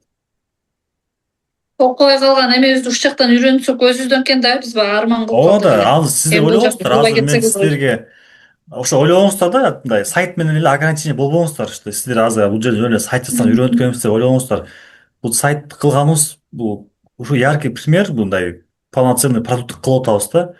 И ушундай эле эмеде ушуларды эле колдонуп башка эмеле кылсаңар болот, продукция чыгарсаңар болот да, сүрөттөрдү. Ооба. Азыр мынакей бул жака могу Алтынбек цех дегенди бул жака көчүрөбүз. И еще самый эме, мен өткөн эмес мунучу. Мен да көп кредит аябай короттум да. Бул жака жазаардын алдында дагычы. Жөн эле жазып алып, анан кийин кайра оңдой бербейчи. Мintсестер болот. Чат GPT'ге жазасыздар. Чат GPT, мында ссылкасын жиберип коеюн сиздерге. Чат GPT бекер. Жана кишилерди сүйлөткөндү ошону көргөзөсүң платформасын же аны жокпу сенде? Ал платформа, алар деле ошондой бекери бар. Тоже ушинтип акча төлөгөнү бар. 1000 сом төлөйсүздөр айына ушундай да. Андай платформа көп. Мен сиздерге алардын списоктарын берем. Анда үйрөтөсүң, Башыңыздар айланып калат. Өтө көп да аларчы. Просто сиздерге мындай годный тема айтып атам да азырчы, мындай более-менее серьезныйраак эмелердичи. Тигилер өтө көп. Аларды кыла бересиздер, даже бесплатныйлар чыгып калган азырчы. Просто издеп туруп эле кылыш керек. Мынакей, чат GPT'ни ачасыздар. Любой нерсени бул менен кеңештесиздер болот. Чат GPT OpenAI'дын продукциясы да. OpenAI'да жанагы vibe coding'ди, бул профессияны киргизген ошол адам иштеген бул жерде. Дагы деле иштейт, генеральный директор ушундай да. Мындай айтканда бул логический эме өтө жакшы связка бар да. Бул жерге жазабыз эме депчи. Я хочу создать сайт. Так, катып калдыбы? Иштеп калды, Biraz же катып катып калды? Азыр кичине катып калды. Хочу создать сайт. Так, не деп койсок, для производства мебельного цеха же сайт. Кандай кылып формулировка берсек, кандай деп ойлойсуздар? Для мебельного цеха деп эле коеюнчу. Мебельный цех санкы. Да. Же аныкы башкача цехпи? Мебельный эле го. Ошентип эле айтылат, кухонный полный жасайт да. Название Магазиндин атын жазып көрбөйсүңбү? эме деп коеюн. Алтынбек деп коеюн, Үмүт компаниясы. магазин аты. Магазин аты Үмүт да негизи. Магазин аты Үмүт. Обширный жасап атат да. Жок, аны Анда түшүндүм. Үмүт магазин деп койсок башка нерсени кылып койбойбу? Үмүт магазинди сиздер пример кылып кылыңыздар, анда ошону кылып сатыңыздар. Жакшы эме болот. Азыр Алтынбек байке кылалы. Я хочу создать сайт для мебельного цеха. Название компании Алтынбек. Предложи идеи.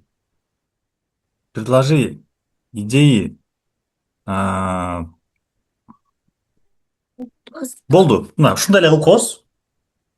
Жиберели, мынакей, кетти. Азыр бул толтоо нерсени жазат, азыр моундай кылсак болот, мындай кыл, ана тигиндей кыл депчи. Мына көрүсүздөрбү? Таптыраттап, аябай мынакей быстро шустро обработка кылып атат.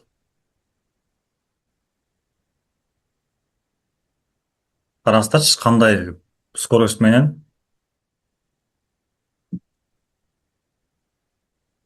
Мынакей, эми карайбыз, эмне деп сунуш берип атат. Мебельный цех Алтынбек дейт. Стиль. Натуральный цвета дейт. Дерево, теплый бежевый, темно-коричневый графит. По-мужски, надежно. Для мебельщиков дейт. Крупные фото реальных работ дейт. Качество сделано на совесть. Слоган. Мебель на заказ от цеха Алтынбек. То есть бул көп нерсени даже рекламага чейин сунуш берип атат да, мондай кыл депчи. Каталог, то есть наши работы деп туруп, кухня, шкаф, спальни, прихожий. Мен чындыгында бул мен оюма келген эмес да. Прихожий, анан кийин офистин мебелди бөлүш керек экен депчи. Көрсөтөр, бул уже сунуш берип атат. Кухня отдельно кыл депчи, бардыгынчы. Анан живой текст дейт, не сухой. Ооба. бүт даярдап койду. Как мы работаем дейт пошагово. Заявка, замер. То есть заявка кылат, замер кылат, дизайнды кылышат, расчет кылат, жасашат, барып установка кылат го. Вообще порядогун түзүп койду да. Мынакей калькуляторлорго чейин. То есть даже идея, фишкаларга чейин сунуш берип атат мынакей. Калькулятор кошуп кой дейт да, чтобы сразу киши сайттан эле санап примерно акчасы канча болгонун көрсүн дечи, примерночи. Вот, окей дейбиз. Давай, мындай еще сунуш берип атат да. Я могу придумать дизайн дейт. Написать тексты дейт. Мынакей. Хорошо, мынтебиз тогда. Придумать дизайн дейбиз мынакей. Мынакей дизайн өзү эле сунуш берип атат.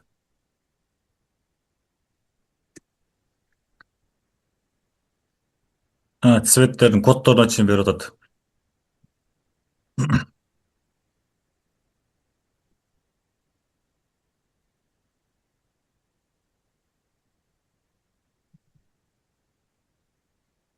Вот казахский стиль дейт го.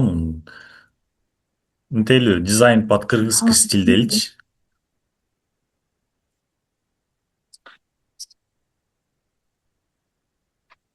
Так, адаптируй дизайн под кыргызский стиль дейли дагы. Азыр ушунун коддорун алалы и ушу коддорун биз кыскартып эмеге даярдайбыз. Lovable'гачы. Ошондо Lovable более-менее бир готовый продукт кылып берет да. А жөн эле сазай сайт деп жиберип койсоңуздар, бул сайтты примерно кылып салат да. Ал сиздерге жакпайт, аны оңдогонго акчаңыздар кетет, убакыт кетет. Бул жерде примерно биле аласыздар уже эмне керек, кандай данные керек. Жана AI деп атканыңбы? Жок, бул эме жөн эле ChatGPT эле бул. Искусственный интеллект бул жөн эле ChatGPT'ге. Азыр сиздер ойлоңуздар, биз бир эле нерсе менен иштейбиз депчи. Vibe coding деген ушундай, биз любой инструмент менен кыла беребиз. Биз бир продуктты кылыш үчүн 10 20 даже инструменттер колдоно бериш мүмкүнбүз да. Ал биздин эмеге жараша, продуктка жараша. Азыр мебель цехте мында простой эле болот да. Ага биз лишний нерселерди колдонбой эле кылып койсок болот да. Азыр мынакей. Придумать даже логотипке чейин сунуш берип атат. Көрүсүздөрбү? Логотипке чейин сунуш берип атат. Эмир, О, сала дагы канча убакыт ичинде окуп койбуз? Бала чака ыйлап баштады. эме негизи азыр могуну сайтты запуск кылып койсокчу, кичине эмесин Lovable'га түшүрүп койсок, мына кебете чыкса эле анан кийин өзү мага деле кеч болуп калды, 12 болуп калды, түн болуп калды. Эметсездер эртең уланталы. Эртең мен дагы 4-5 кишим бар. Ошолордукун эметем да. Эртең улантпайлы, кандай десеңер. Ошентип эле. Биз мейли эметсездер повторунда эле көрө бересиздер болот. Мен азыр могуну тиги жакка түшүрүп коеюн анда. Эмегечи. Аха. Кантип азыркы началасын берип коелу, эртең доработка кыласам да. Ошентели элеби? Так, Буну мындай эме кылалы. кылганда канча убакыт болуп кетет? Жүргөнгө. Жок, азыр биз уже даяр эле мына тексттерин кыскартып туруп эле азыр бул жака команда беребиз могу жергечи. Создай сайт Алтынбек деген ордуна нормальный текст түшөт да. Мынакей ушул жерге эле бир аз чыдап коюңуздар, могуну тиги жака түшүрүп коелу, анан болду. Мынтебиз создай промпт под Lovable дейбиз.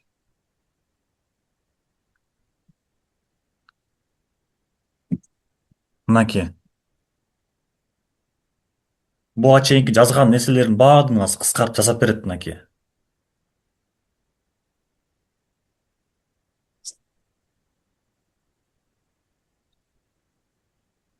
Англисче жазса болбоду. Пиши на русском же на кыргызском дебесиздер, кыргызча жазат. Кыргызча эле сүйлөшө бересиздер бул мененчи. Просто мага орусча жазышкан удобный болот. А так кыргызча эле сүйлөшө бересиздер бул мененчи. Мынакей орусча которуп койду.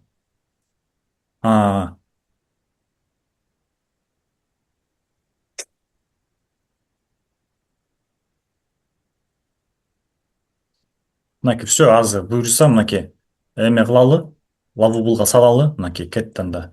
Бисмилла деп. Көрдүңүздөр а? Бул жакка сурадык булдан, сайт кылгым келип атат деп эле сурадык. Бул идеяларды берди. Идеясын эле кыскартып койдук, лавабулга кыскартып койдук. Ушуну айтат промпт инженеринг дейт. Ушинтип промпт атайын ушинтип кечке ушинтип промпт жазып иштегендер бар. 80-100 миң алып иштегендер бар. Ушинтип жазат да эмеле даярдап берет. Болду. Мынакей, бул жака түшүрдүк.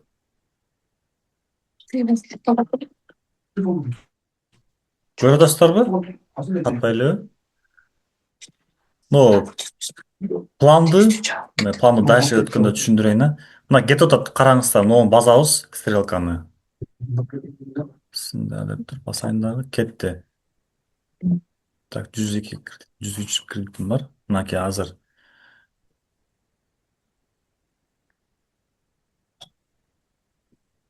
Ойлонуп атат, азыр тигини уже обработка кылып информацияны сайтты жасап баштайт да. Анан бизге сунуш берет. Мондай кылган атам, ошондой боло берсинби депчи. Анан сиздер жок же давай дальше кыла бер деп азыр команда беребиз да.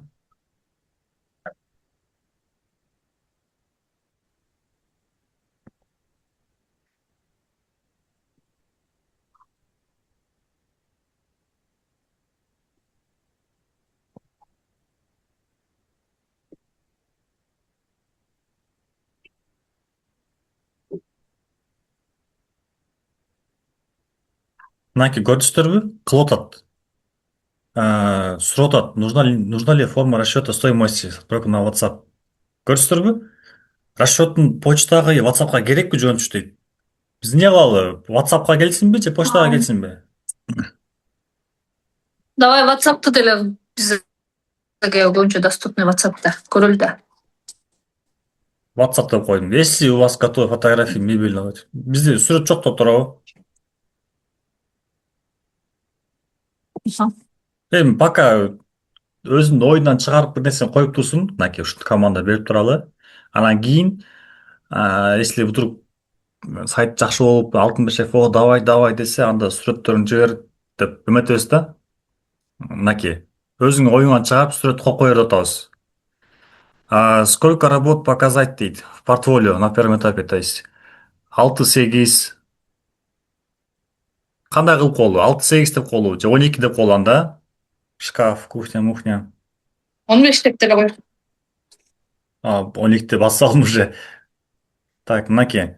Нужен ли раздел с ценами или прайс-листом? Прайс-лист эмне кылабыз, керек дейбизби? Берип коерсуң, кийин изменение кылабыз да кандай экенин көрөлү да. Давайте примерно, да? Окей. Мына ушинтип уточняющий суроолорду берет. Уточнение кылгандан кийин сиздер толуктайсыздар, мындай болсун дейсиздер дагы. Все. Могу submit басасыздар. Все, дальше думает. Кийинки этаптар эметет. Азыр мынакей. Биз жанагы тексттер менен буга жаза берип койдук да.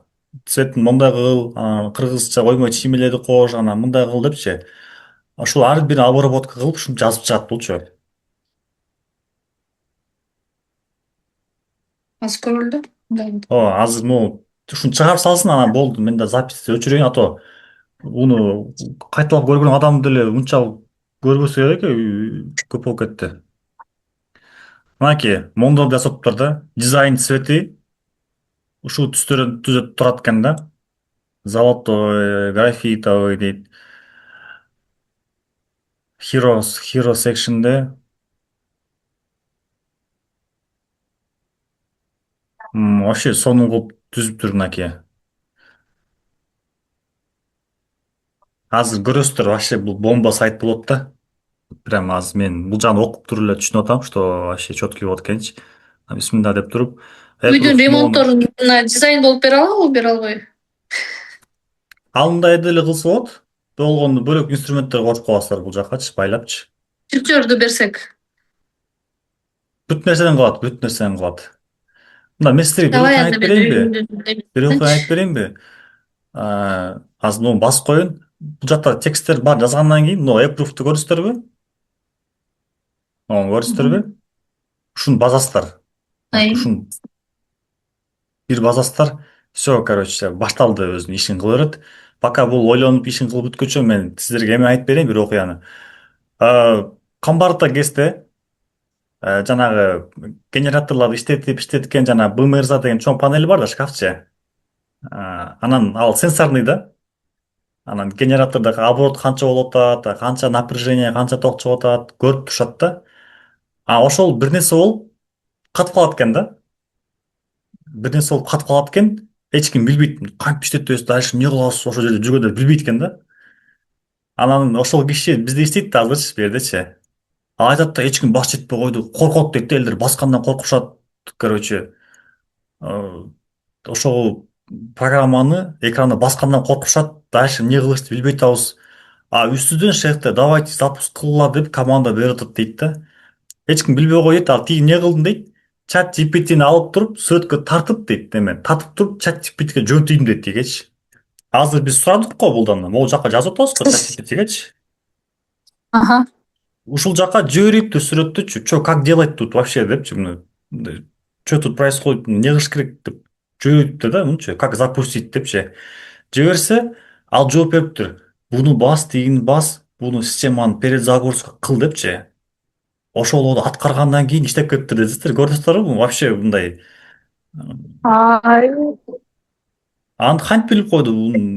Кантип бул акылдуу, кантип билип койду? Анткени интернетте ошо БМРЗанын руководствосу бар да, кантип буну оңдош керек, кантип иштетиш керек, бүт эксплуатациясы, бүт китеби бар, заводской китептери интернетте бар. Аны бул ошо жерде издеп таап алды да, таап туруп ага жооп берип койду да. Ошон үчүн буну биз туура колдонуш керекпиз да. Биз деле негизи окуп атканда стресстерди бүт Google'дан жазабыз го. Информация бүт бар да. Ошол. Пользователь Zoom деген ким болду экен? Всё, тогда идея көбөйүп кетти менде. Атыңыздарды айтсаңыздарбы, пользователь Zoom деген. Алор деген айгермеже. Эмкисинде аттарыңыздар жазып киргизесиздер сураныча. Өзүңүз аттарыңыздарчы. Чыныгы аттарыңыздар жазып киргизесиздер, мага да более ясный болот да. Так, сайтты кылып атат. Биринчи этабым бүттү, дизайн бүттү.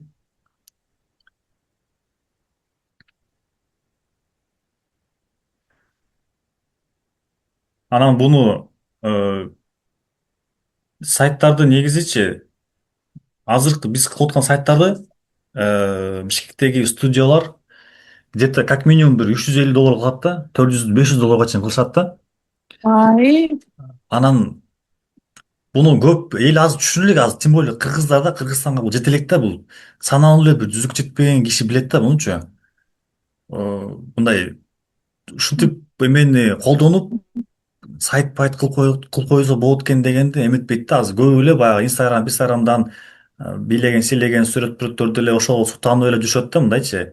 Серьезныйраак эмеде пока анда жете элек да. И азыр бизде ушул мүмкүнчүлүк бар. Биз ушуну колдонуп, элдер дагы баардыгы биле электе, биз өзүбүз аракет кылып, бирөөгө проект кылып бере калып, сайт жасап бере калып, бирөөгө портфолио кылып берип, видео кылып берип, сүрөт жасай калып, ушинтип ар кайсы бир нерселерди кыла калып, акча иштеп калганга возможность болчу. Биринчи сабакта айттым го, золотая лихорадка депчи. Калифорнияда 20 жыл алтын элдер алтын казып табышкан да. 20 жыл созулган да. Ошол убакытта элдер келип, бүт жактан келип, казышып, байып, короче, эме болуп кеткен да. Машалла, караңыздарчы. Сайтты байкадыңыздарбы? Отдельный экран ачайынчы, мындай нормально көрүнсүн. Мебель на заказ от цеха Алтынбек дейт. Традиции, качество, современный комфорт. Байкадыңыздарбы я? Что это такое? Аха. Карасаңыздарчы, өзү бөлүп койду. Собственное производство. Давай. Индивидуальный размер, качественный материалы. Гарантия. Наша работа. Бул жергечи өзүнүн кылган эми сүрөттөр бар да эмелер, жакшы эмелерчи. Ошолорду бул жака коюп коюш керек да. Мынакей. Кухня отдельно, шкаф спальный. Көрдүңүздөрбү? Мына баалары.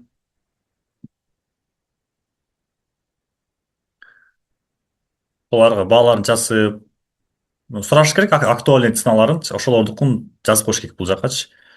Как мы работаем дейт. Мындай логично эле жазып коюптур. Мынакей 1-2 күн кетет, нары бери барып замер кылып сүйлөшүп келгенге. Антип мынтип бир 15 күндө кылып беребиз дептир да. Ошондой эле болуп турабы? 2 жуманы кылышат да. О компании. Еще по всему Кыргызстану дейт, карасыздар. Мынакей. Еще Айгүл да коюп. бул еще жок, бул эме отзыв жазып койду булчу. Отзыв жазып койду еще, карасыздар. Ошо айтып атпаймынбы, Айгүл деп кыргызча аттап алыптыр. Ооба. Бул настолько умный буга. Еще адресин караван коюп коюптур. Карасыздар. ТЦ караван дейт. Еще номерлер даярдап койгон. Написать WhatsApp дейт, жазып көрөлү. Басып көрөлү. Бул номер жазган Кимдики жоксуздар. байланган жок. Буну байлаш керек. Мына даже карта коюп коюптур, караңыздарчы. Бул настолько умный. Карта коюп коюптур. Кайтадан экинчи зарядкасы бар, ошону сураптыр. Пожалуйста, дайте вторую зарядку десем. Тайтан. Даже карта коюп койгонуна таң калдым мен. Өзү картаны коюш үчүн буга отдельный команда бериш керек да. Тиги Google'дан бул жерден бул адрести көчүрүп эмет кой, мындай кыл депчи. Азыр ушуга канча кредит кетти? Ал ошондо текшерели эле канча кеткенин. Азыр интересно, мага кнопкалар иштейт бекен? Иштейт Давай экен. сохранить этип көрчү. Рассчитать, WhatsApp'ка кетет экен сразу. Так. В принципе, көрдүк, бүт кнопкалар иштейт экен. Кантип сохранить этесиң? Кантип сохранить этесиң? Кайсында? Бул проекттеби? Ушу сайтты. Мынакей, Сайтты биз караңыздар. эмени проектти сохранить этип, кайра клиентке кантип отправить этебиз? 4 буну эме менен кылып коюптур. 7 кредит менен кылып койдум муну. Мына 96 калды, көрдүңүздөрбү? Менде бу жерде 102 бар болчу. 102 бар болчу. Амай 5 кредит менен кылып коюптур да, акта эме бул. Турабы? Эс албаганда 100 Канча бар элесиң? 102 бар беле же 100 бар беле? Мындай айтканда 10го жеткен жок да. 10 кредитке жеткен жок. 10 кредит менен мынакей ушул сайтты кылып чыгардык да, мынакей караңыздар. Мындайды айтыштерим түшүнө да кирген эмес да. Бул 10 мүнөттө эле кылып салып да турабы, мындайчы. Мындай карагандачы. Просто нам надо доработать, номерлерди коебуз, актуальный адрестерди коебуз, бааларын коебуз.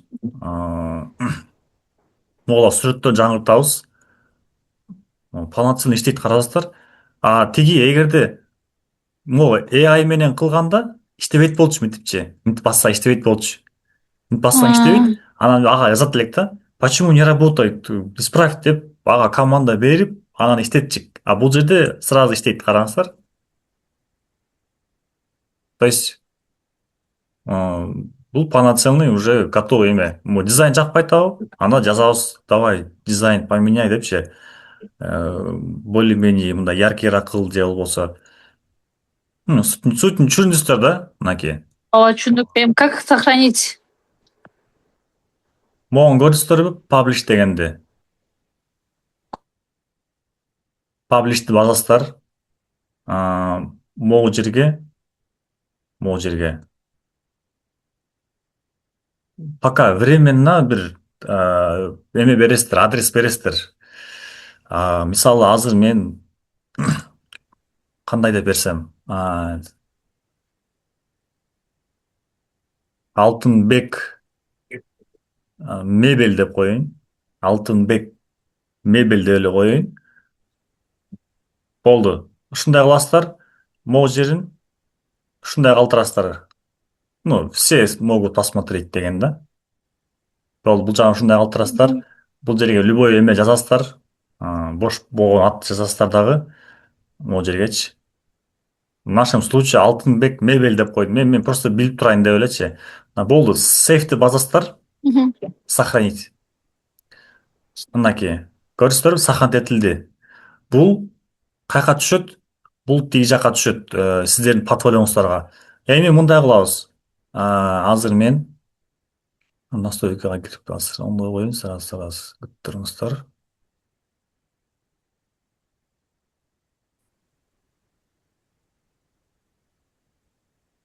Буну сиздер ушул форматта ссылкасын жибербеңиздер элдергечи. Азыр. Чакалга кире албай атпайбы?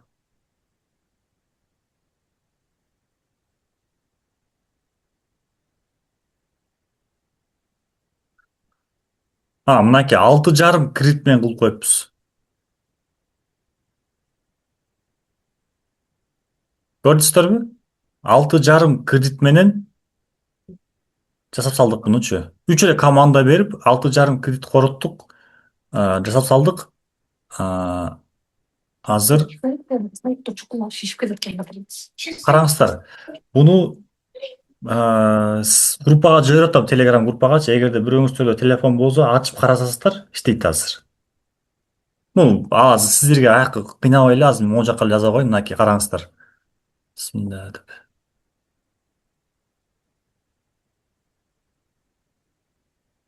Амай, не дейт? Последний раз учу. Publish, update, күтүп туруңуздар, обнови дейт, последний раз обнови дейт. Publish кылайын. Так, азыр publish кылбай калыптым да, publish кылбай эле жибериптирмин. Так, азыр. Еще буну канча адам киргенин көрүп алабыз. Ошонусу менен плюс да, аябай сонун. Мынакей лайв болду. Все уже бул эме уже публикага чыкты. Любой адам көрүп алат. Мынакей сиздер деле көрүңүздөр.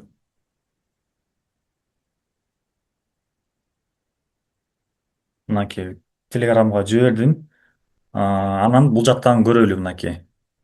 Мынтан көрөбүз. Бисмилла. Көрдүңүздөрбү? Ачылды.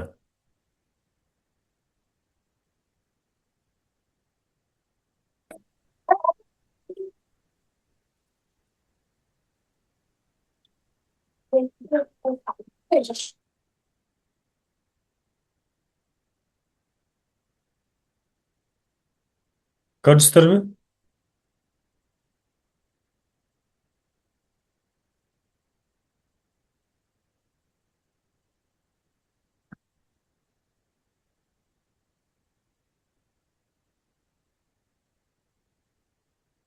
Так, аналитиканы карап коеюн дагы.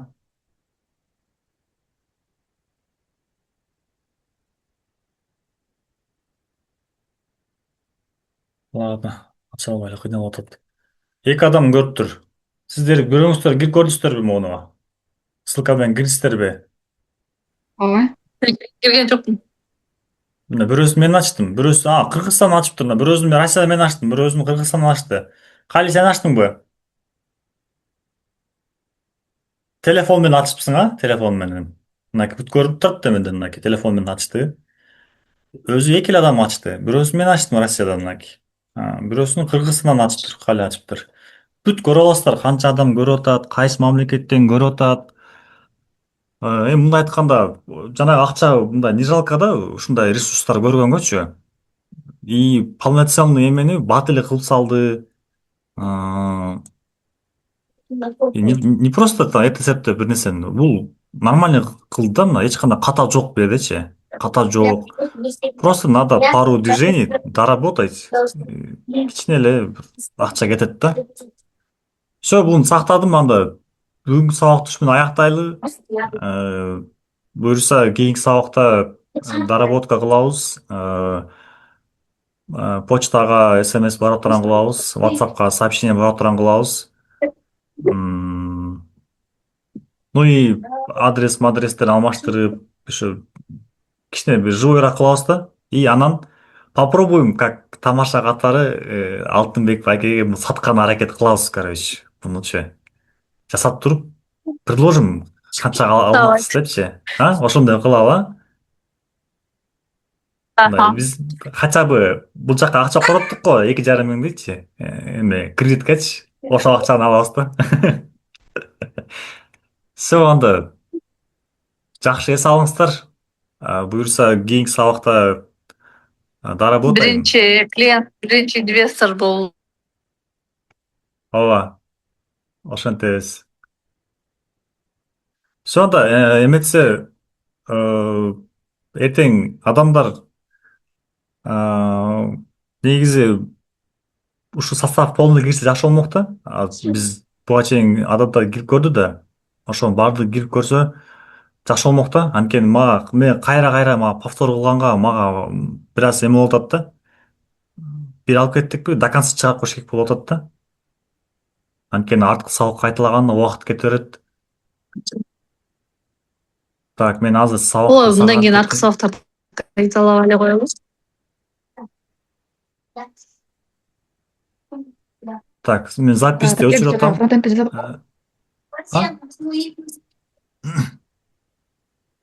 Google AI менен жасадык го фронтендтичи. А ошону Ооба. жасап эле биринчи ChatGPT'ге жазып промптта. Анан экиге салып койсо болот экен да азыр, Ооба, мен азыр сиздерге акчаңызда корот болсун деп мен сразу эле мындай оңой жолун айттым да. Бизге буну үйрөткөн эмес болчу. Биз тиги жака салып, аяктан иштеп, анан түшүнүп калганбыз да, что мындай как бы акча коротуп атабыз, продукт чыгып атат. Өзүнчө сүйүнүп атам, что сайт кылып атам, мындай какой-то бир радость болуп атат. Но понимаю, что акчам көп кетип атат да. Мен кийин уже наркы барак изилдеп, өзүм изилдеп, ар кайсы жактан изденип кылдым да. Анан кылганда уже экономия кылып калдым да. Аз эле акчага кылып калдым да. Азыр көрдүңүздөр, муну 6 кредитке ушуну кылып салдык. Эгерде буну биз сразу эле жазып баштаганда, буга балким бир 50 кредит кетип калмак да. Анткени бул жерине Алтынбек деп жазасыз могу башына. Бул жагына ушу стоимость деп жаз, бул жагына мондай узорлорду кой, аркасына мондай диванды кой. Дотуп акчабыздын баарын коротмокпуз. Бул сиздерге дагы аябай чоң фишка, чоң эме болсун, сабак болсун. Ушуларды колдонушуңуздар керек. ChatGPT'ни ал жака кантип буга команда бергенди тексттин тигин жардамы аркылуу түзөбүз дагы. Андан сырткары Google AI алып барабыз, ага түшүрөбүз. Сырткы кебетесин карайбыз, нормальный кодный болсо, и болду. Дальше уже Lovable'га түшүрөбүз. Lovable'га түшүргөндөн кийин тоже кээде бир аз эме болуп калат, ошошпой калат. Бирок аны доработать можно да, оңдоп эметкенгечи. Бирок надо с умом, акчаны тупо эле корото бербей, ойлонуп, мынтип, анан кийин движение кылыш керек бердечи. Эми акча кенен болсо, конечно, кыла бересиздер болот. Акча кенен болсо 500 кредит салып, эч ойлонбой, бир тамгала жазып. Ошо анда буюрса бул проектти доработайм и Алтынбек байкеге покажем и предложим его купить. И сколько мы заработаем с этого проекта. Такыр эле жок, бышпайт бул тема, болбойт мага. Мен мындай эле звонок менен эле клиенттерим чыгат, анан мындай десе, анда айло жок, калат проект ушун боюнча. Все, жакшы эс алыңыздар. Кийинки сабактан көрүшкөнчө, мен записьти сактап, группага кіргізіп коем. Все, меңиңиздер, жакшы салыңыздар. Рахмат.